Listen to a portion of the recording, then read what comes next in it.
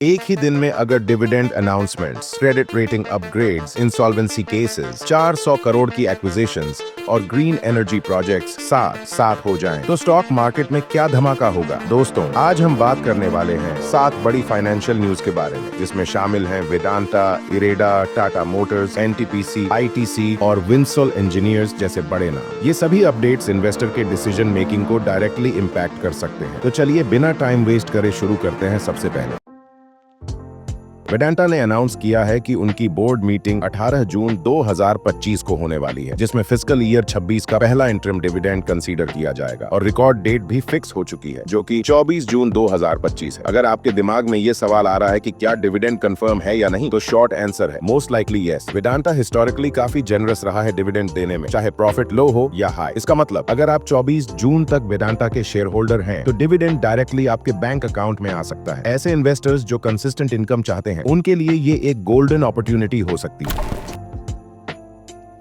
अब बात करते हैं एक बड़ी और सीरियस खबर की। इरेडा ने जेंसोल इंजीनियरिंग के ईवी आर्म के खिलाफ एनसीएलटी में केस दाखिल किया है, क्योंकि उन्होंने 510 करोड़ का लीज का पैसा नहीं चुकाया, और अब एनसीएलटी ने इसको ऑफिशियली एक्सेप्ट भी कर लिया है। मतलब अब लीगल प्रोसेस शुरू हो चुकी है, जो दोनों कंपनीज के लिए थोड़ा रिस्की फेज क्रिएट कर सकती है। जेंसोल ईवी, जो कि एक ग्रीन टेक स्टार्टअप है, उसकी रेप्यूटेशन पर इससे डायरेक्ट इंपैक्ट पड़ सकता है। इन्वेस्टर्स के लिए ये एक रेड फ्लैग हो सकता है, स्पेशली अगर आपने रीसेंट क्वार्टर्स के रिजल्ट्स पर पॉजिटिव आउटलुक बिल्ड किया था।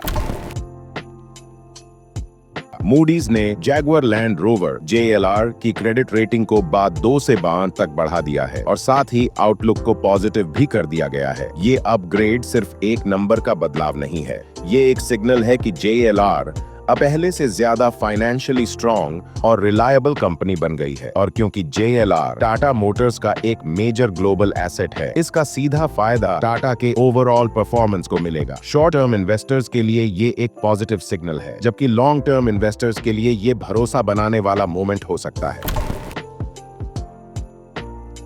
इंडिया का एनर्जी जायंट एनटीपीसी भी हेडलाइंस में है। उन्होंने अनाउंस किया है कि वो 4000 करोड़ रेज करने वाले हैं थ्रू नॉन कन्वर्टेबल डिबेंचर्स। ये फंड रेज होगा प्राइवेट प्लेसमेंट बेसिस पर, जिसका यूज किया जाएगा कैपिटल एक्सपेंडिचर, डेट रिफाइनेंसिंग और कॉर्पोरेट ग्रोथ नीड्स के लिए। इसका सिग्नल ये है कि एनटीपीसी अपने इंफ्रा प्लान्स को स्केल अप करना चाहता है और एफिशिएंट डेट मैनेजमेंट भी कर रहा है। लॉन्ग टर्म में ये मूव इन्वेस्टर्स के लिए काफी कॉन्फिडेंस बिल्डिंग हो सकता है। वेदांता के इन्वेस्टर्स के लिए एक और क्लैरिटी मिल गई है। कंपनी ने 18 जून वाली बोर्ड मीटिंग की डिविडेंड कंसिडरेशन पर एक और बार ऑफिशियल कॉन्फर्मेशन रिलीज किया है। ये double communication investor friendly step है, ताकि कोई कंफ्यूजन न हो। जो लोग शॉर्ट टर्म डिविडेंड बेनिफिट लेना चाहते हैं, उन्हें 24 जून तक स्टॉक बाय कर लेना चाहिए।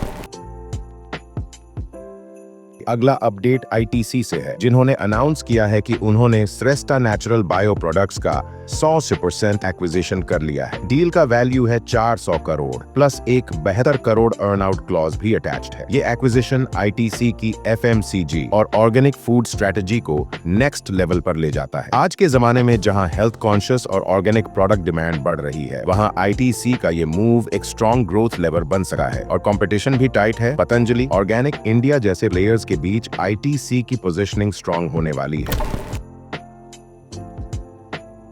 आखिरी अपडेट है विंसल इंजीनियर्स से, जिन्होंने जूनिपर ग्रीन एनर्जी से 10 करोड़ रुपए का EPC ऑर्डर जीता है। ये प्रोजेक्ट गुजरात में एग्जीक्यूट होगा और विंड एनर्जी सेक्टर से रिलेटेड है। विंसल इंजीनियरिंग डिजाइन और इम्प्लीमेंटेशन सब हैंडल करेगा। हो सकता है आप सोच रहे हो कि 10 करोड़ का प्रोजेक्ट छोटा है, लेकिन रिन्यूएबल सेक्टर में प्रेजेंस बिल्ड करने के लिए ऐसे स्मॉल ऑर्डर्स काफी स्ट्रेटेजिक वैल्यू लेकर आते हैं। स्टार्टअप या मिड कैप स्पेस में विंसल जैसी कंपनीज के लिए ये updates long term growth indicators बन जाते हैं। लेकिन दोस्तों, कोई भी इन्वेस्टमेंट करने से पहले अपने फाइनेंशियल एडवाइजर से सलाह जरूर लें या अपना खुद का रिसर्च करें। वीडियो पसंद आया हो तो लाइक, शेयर और चैनल को सब्सक्राइब करना ना भूलें।